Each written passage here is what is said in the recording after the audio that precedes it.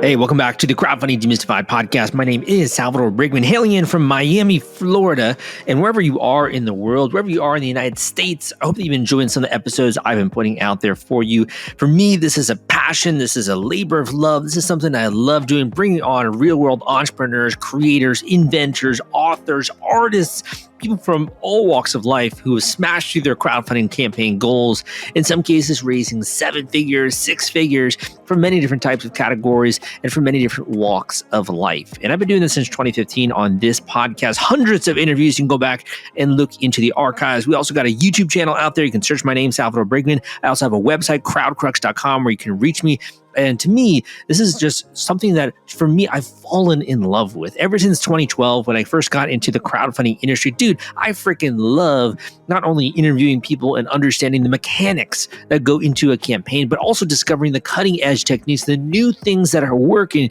So that way you can apply this to your campaign. You can actually hit that campaign, have that literally thing connect like a bat, right? If you're playing baseball, you connect with the ball, with the bat, and it just goes soaring and flying out there over the wall, and you hit a home run. And the cool thing is that, crowdfunding is an art, but it's also a science. And when you understand the science behind it, the methodology, the techniques, the tactics, the strategy, exactly what we talk about on this show, you can actually reproduce a result. You can actually get a result of having a fully funded campaign, of building a brand from scratch, of doing what you love full time, of turning your passion into profit. And honestly, I think that today's guest is actually a great example of that, because I brought on someone who has written 60 books. Yes, 60 books. I thought I was a big deal writing 10 books, right? No, this girl has written 60 books, an incredible over a span of time. This is Willow Winters, who recently launched a Kickstarter campaign and raised $137,000 for a new book that she has published, more than 505 backers. And she really went into what worked for her when it came to putting together an effective campaign, how to monetize your craft, how to make money as an artist, and also some of the marketing tactics and techniques that really go into any crowdfunding campaign launch. So even if you don't necessarily have a book project, if you have a physical product or a gadget or a gizmo or a tabletop game, listen to this interview and really understand what worked well for this creator, because you can apply this across the board, right? That's what's so cool about this show, in my opinion, is really discovering all those different commonalities across many different categories and product types and entrepreneurs out there in the audience. So you want to buckle up your seatbelts, because this is going to be an incredible interview. And I think also something that's very eye-opening for many people out there that do want kind of like a non-traditional career. If you ever wanted to start your own company, build your own business, and maybe not so of a traditional sector, right? I do think you're going to really enjoy today's podcast interview. In addition, for those of you that kind of want to hit the ground running, you really want to understand the science, right? When it comes to getting the crowd to show up, getting the crowd to fund you, to get attraction, to really get attention, to get traffic, right? All those kinds of things that go into a really compelling crowdfunding campaign. If you want to discover that and more, go and sign up for my free crowdfunding course that will walk you step by step and hold your hand as you're going out there and learning how to do a Kickstarter campaign launch. And a lot of these techniques as well apply to their competitor, Indiegogo. Really great platform as well. Go and check out the link I'm about to mention at crowdcrux.com/Kickstarter. That link will take you to my free crowdfunding course where you can enter your name and email and join the free course that will show you exactly how to launch your campaign on Kickstarter, some of the great resources and tools that are available to you, as well as some of the cool strategies and proven techniques to get funded quickly when you do actually hit that launch button. For those of you as well, I have some people that are like, Sal, that's great for beginners, but I really want to understand the cutting edge. I really want to get access to the latest and greatest. Really tell me what's working right now, even if they are advanced techniques. I just want exposure. I really want to know what happens behind the scenes of these mega campaign launches, kind of the inner workings, if you will, of an effective crowdfunding campaign, the gears that are turning. You want to see all of that, and you're willing as well to kind of study up on this and really learn about it? Well, I put out an incredible killer crowdfunding tips and newsletter every single week where we dive into that, and I share with you some of the cutting edge things that I'm discovering every single week, and I share that directly with you. Go and check out the link at crowdcrux.com/newsletter, and you can sign up for that at crowdcrux.com/newsletter. That link will take you there. You can join my weekly email Killer Crowdfunding Tips newsletter. That being said, let's dive right in. Let's really understand what went into this six-figure crowdfunding campaign, how they raised over $137,000 on Kickstarter. Not only that, but also how they did this with multiple other campaigns with this incredible author. And it's coming up right after this. Hey guys, welcome back to the Crowdfunding Demystified podcast. Today we have a multi-campaign creator on the show today. This is a USA Today best-selling author and avid romance book lover. This creator just recently launched their campaign, having raised over $170,000 and have attracted more than 500 backers with still 8 days to go for special edition books from Willow Winters and Lauren Landish. And we're lucky enough to speak with the creator today. Willow, welcome to the podcast. Thank you for having me. I'm excited to talk about it. Definitely. Maybe you can fill in some gaps in that intro and tell a little bit about your story to the audience. Absolutely. So I am a romance author. I've written over 60 books so far. They are novels, but they're short novels, around 250 pages or so. And I have co-written 12 with my co-author, Lauren Landish. I'm sorry, I've co-written 7 with her, but 12 altogether. And as you said, I've done Kickstarter campaigns multiple times in the past, and I love to offer these options that are more luxurious. I call them the decadent editions. They have gold foiling and sprayed edges with custom interior. It takes a long time to do them, and I customize them for the readers. So having the option to do it on Kickstarter where I know the final numbers so that I can order those books exactly, and it's better for margins, and I can take my time with those orders because they are more substantial. I love doing them. And I told Lauren, I said, let's do something fun for our books too, in addition to offering these decadent books seasonally. And she was all for it. And I think they are my favorites that I've ever done, these special editions that we've done for the series. They have dust jackets cool. And it's a leatherette binding. And as an indie self-published author, to be able to offer a special edition with leatherette and red foiling and a beautiful custom dust jacket with an artist rendition, I mean, I'm in heaven with it. Like I didn't anticipate being able to do this 2 years ago, let alone 7 years ago when I started. Well, what really makes you passionate about writing and creating books? Is it connecting with the audience? Is it the creative side? Is it marketing or business? Like what really got your attention and really made you passionate about this? So I definitely lost myself when I found romance books, or I had lost myself and then I found romance books. I was salutatorian in high school, voted most likely to solve the cure for cancer. I have a double degree. I have a BA in neuroscience and a BS in biology. And I was always an overachiever and I loved the challenge. And then I got engaged while I was in my PhD program. We were trying to figure out when I would have a baby.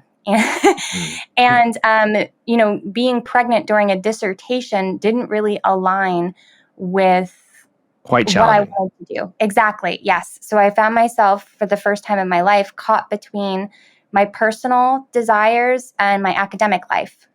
And I chose to be a stay-at-home mom. So I went from being this smart woman to Sean's wife and Jax's mother.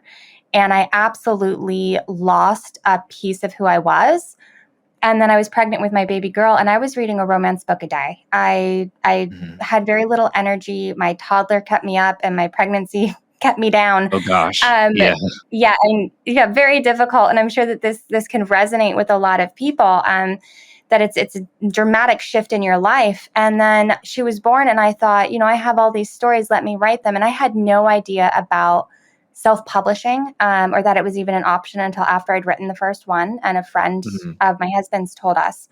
And then I saw it as a challenge. I saw that there was money to be made. You know, the romance industry is a multi-billion-dollar industry. Huge. Yeah. Yeah, and so I found a challenge in a business and intellectual side, as well as this creative passion to write love stories. And I tend to write on the darker side, where you do have some dark themes that allows for coping in a very useful way, especially in our culture that is devoid of a lot of mental health coping mechanisms and education about it. And romance books are an outlet for that, very much so, especially ones where you have these anti-heroes, because they're able to do things that aren't morally sound or socially acceptable, yet they're out of reach in a way where it's not real life, but you're able to experience some kind of justice or coping through them. So I'm sure that that's a lot of information that I just threw your way. Well, I think it's definitely a very powerful way to almost have that catharsis, and also to connect with like-minded people who probably also love romance, right? And love those same types of stories. Yes, exactly. So really interesting. What kind of drew your attention to wanting to do an initial campaign on Kickstarter? Because it sounds like you kind of had this career you were building, right, with publishing books. Why involve Kickstarter in that? What made your decision there? So I am excuse my language, cover whore. I love book covers, and I want all of my books to be available for readers in multiple versions so that I can remove barriers for them. For example, I have the traditional, what you would think is like a, ripped bodice cover where it's a couple and their abs, and that is not everyone's cup of tea. There are also some cultures, even within the US, where that's not acceptable, and it can create conflict where there doesn't need to be conflict. And the most important thing for me is that I want my readers to have a version of my story that they're able to read or that they want to show off. So I offer discrete versions of my covers as well. And then I saw these gorgeous renditions online. And I just thought, the printed edges were so lovely. And again, I'm self-published. So a lot of these options aren't available for self-published authors, or if they are, there are barriers to entry, like minimum orders, and you need the cash flow, or they simply are far too expensive. Like some special editions from traditional publishers, you can purchase for $30, whereas if a published author did them, it would cost them $30 just to make it before shipping out to a customer, let alone finding the platform in which they could sell it on. So I said, where there is a will, there is a way, and I'm going to offer a luxury option of these books for readers who want those options. So I stumbled upon Kickstarter, and it has fit so perfectly well. Yeah. I think one of the really cool things about that is like it's almost co-creation, right, to a degree with your community. But also, I think the message, right, of being able to have a book that you love reading, that you want to show off, and you don't feel embarrassed about it, I think that probably connects with a lot of people, right? 100% it does. So you were using the Kickstarter campaign to kind of help finance inventory, but also to kind of offer this luxury edition that maybe you wouldn't be able to write in another way. Exactly. That's exactly right. Like this, if I were to offer this luxury option on my own, I wouldn't know how many to make or what. Like I offer the edges in either all black or in these colorful options. And it's different books. That's 8 different books. And I don't know how many exactly to order of each. And they're $110 a book for the readers. So this isn't something that is that I could just throw up into the world and see what happens, because my income supports my entire household. It's a household of 5. I have 3 babies now. Well, 2 aren't babies, but I can make some financial risks, and I absolutely have in this industry, and the community can tell you all about them. But this was something that I knew there would be a demand for, but I wasn't exactly sure how much of a demand it would be. And it gave me the opportunity to play around with it and really grow in this aspect. When it came to doing your campaigns, you've done a couple, obviously. What did it feel like when you actually started to have people funding this, backing it, eventually shipping out those products and having people use it? What did that feel like for you as a creator as compared to some other ways of publishing? So I've done 4 so far. And the first one I thought would be a bust. The indie romance community is very large. We have a great readership, but they weren't educated on the platform. They didn't know what a Kickstarter was. They didn't know what backing was. I didn't do any preemptive marketing for it Marketing. whatsoever. I didn't have the books in hand. I only had a single book. At the time, I was only offering 4, and I only had 1 in hand, and it didn't have its sprayed edges, so they weren't seeing a final product. And I struggled to figure out how to educate the audience on how to use the platform while also promoting books that didn't exist yet. So I could visualize it, but that's a very difficult thing to Quite the have challenge. the readers. Yeah. Exactly. Yes. We did, however, meet the goal of I believe it was $35,000, which was what I needed in order to do all 4 of them with at least 100 of each. So it was successful, and we did do it. And then the next time I thought, okay, we did it once. Now let's do it a lot better. And my team and I hole punched to see where we could do better. And each campaign has done better and better. The last one being 135,000, and this one already being at 170,000. And I have offered the same exact product every single time.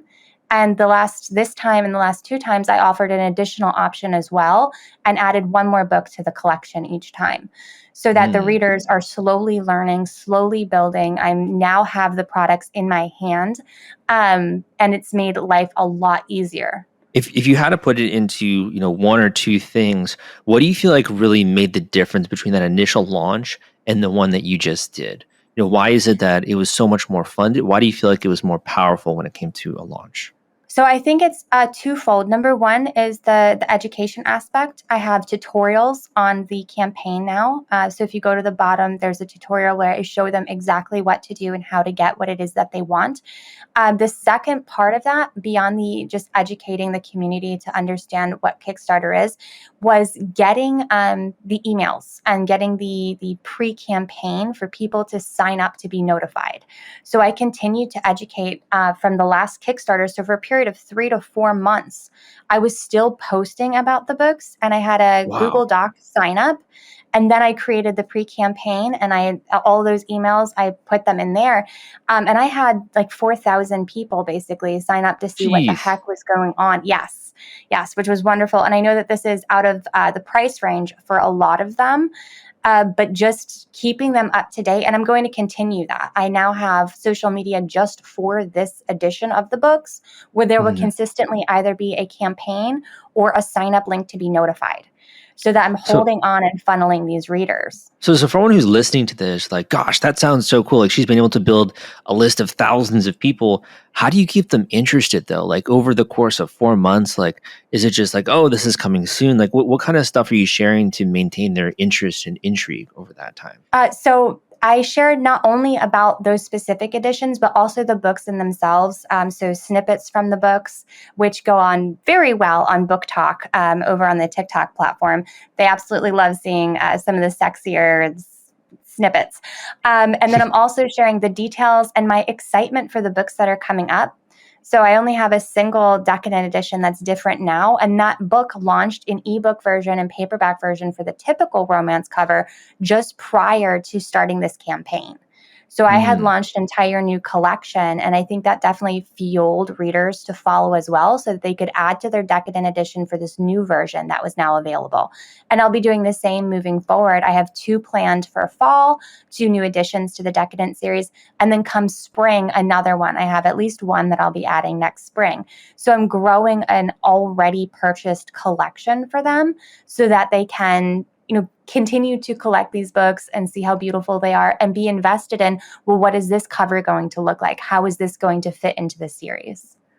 Quite the busy bee. Gosh, you got so much going on. That's awesome. Oh, yes, I always am.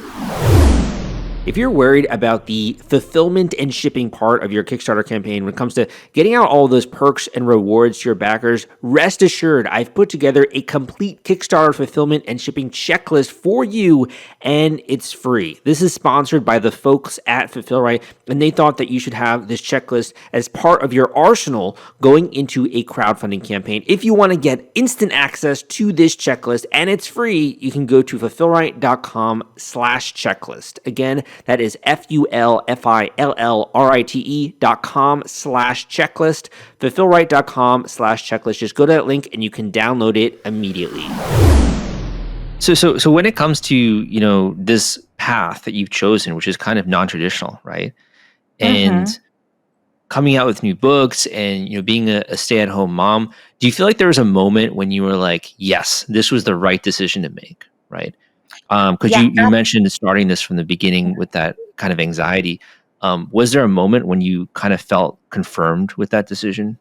absolutely. So my husband, in the first year of publishing, I was writing during my kids' nap times, and I was trying to figure out how to do everything. And I definitely had to correct things over the course of my journey, especially when I started hiring professional editors and not just friends who would help me out and edit these books. There's definitely a difference.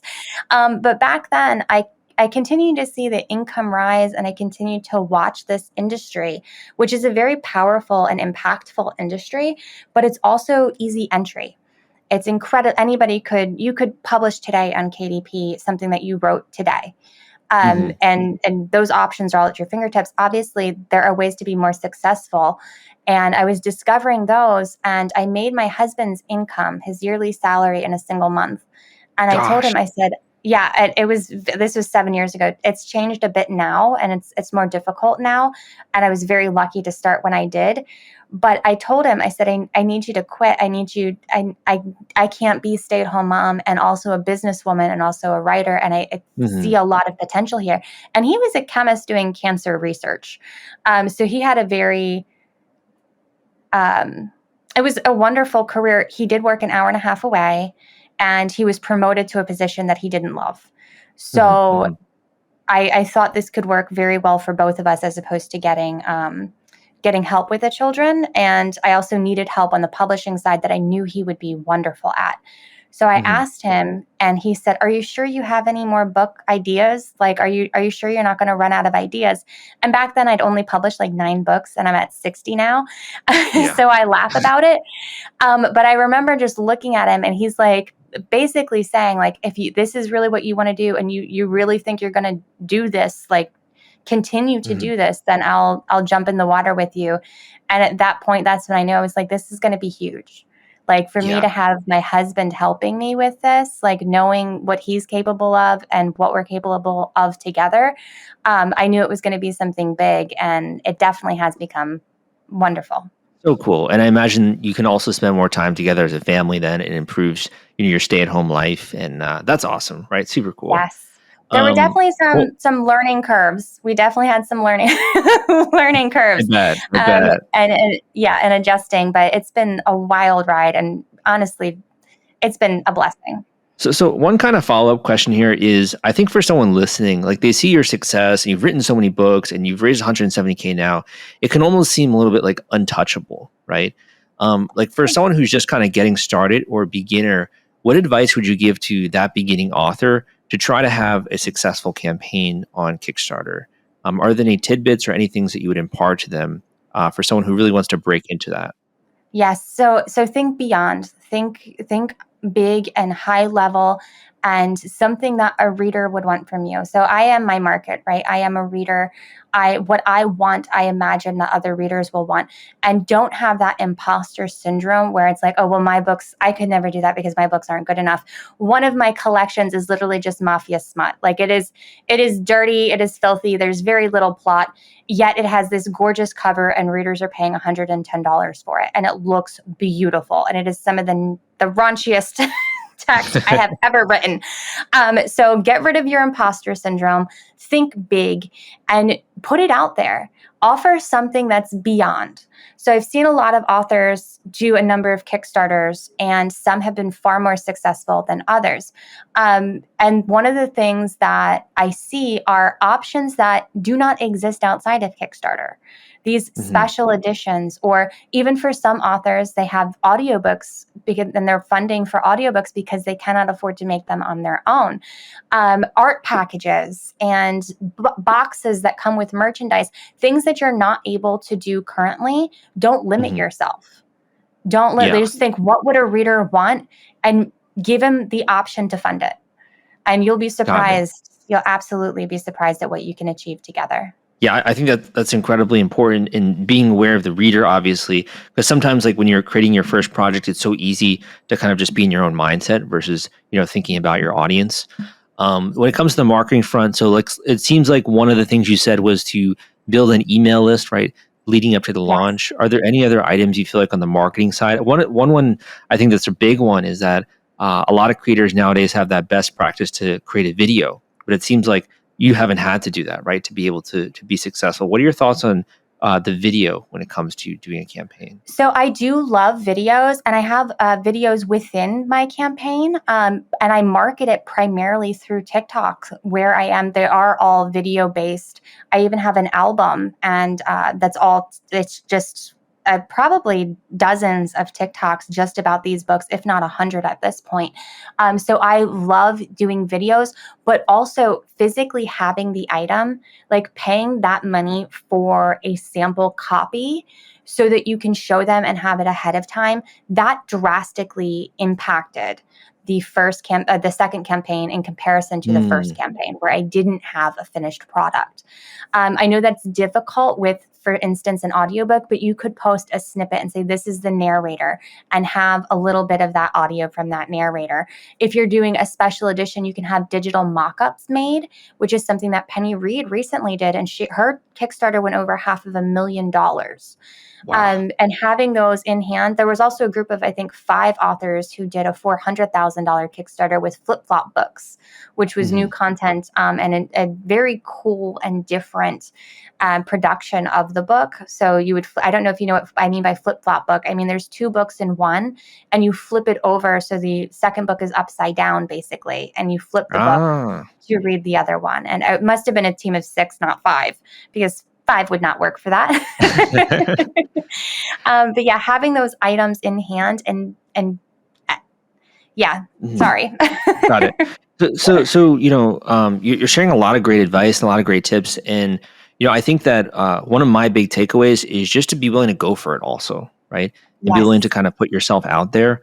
Is there a moment with, at least with crowdfunding, that you felt like it was very rewarding to go through that experience of getting everything together and doing a launch? What's the most rewarding aspect of the process for you? When readers do unboxings online, first of all, I always hold my breath because I'm like, please, please, books, don't be damaged. And then when they get them and they're so happy and they are so proud of these books, like, it absolutely fills my cup up. And I'll see comment after comment when they're in the background of somebody's video asking, what are those books? What are those books? And they really, they shine, and the readers are really proud of it. And that makes me really proud that I can offer them something that is not very popular on the market, especially within the romance industry, as opposed to like a young adult or fantasy. And just the sharing of the happiness within the community and the excitement for books like that, it makes me really happy. And when I see other authors doing it, I think it's incredible and amazing to kind of, oh gosh, what's it called? It's like to make that groove for them, to push through that barrier so that they know this is possible and that there's a market there and we can give this to our readers. Well, why do you think that's so meaningful to you, out of curiosity? Well, there's a number of reasons. My love language, my number one love language is acts of service. So I do love helping others, but also the romance industry in general is often looked down upon. It's called mommy porn. It's called trash. The number of comments that I receive daily, especially on YouTube, that are just horrendous in their treatment of women who are reading. Yes, absolutely, trolls. And sex in general, there's not a lot of sex positivity, and sex is morally neutral. Sex is a good thing, and the romance books, they do have explicit content in them that is a part of falling in love and a part of coping through things. And the lack of education and the lack of support and the lack of positivity surrounding that is astonishing, and it absolutely has a negative impact, not just on women, but also on relationships in general and on men. And I'm seeing more men come into the industry, which is such a wonderful thing. And I think that there are going to be a lot of massive and positive changes within the industry.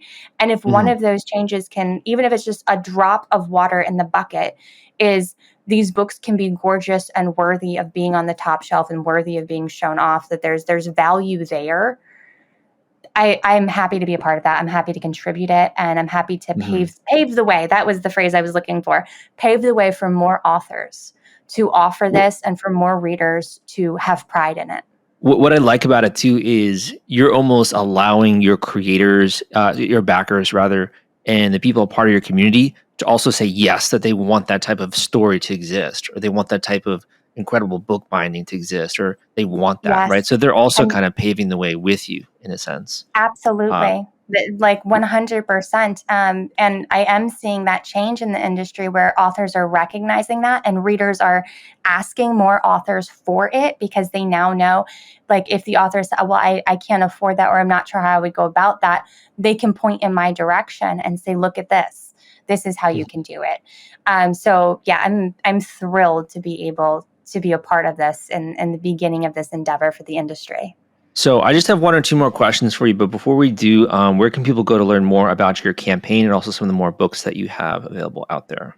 Absolutely. So I post on every social media platform that is there. I like to be everywhere.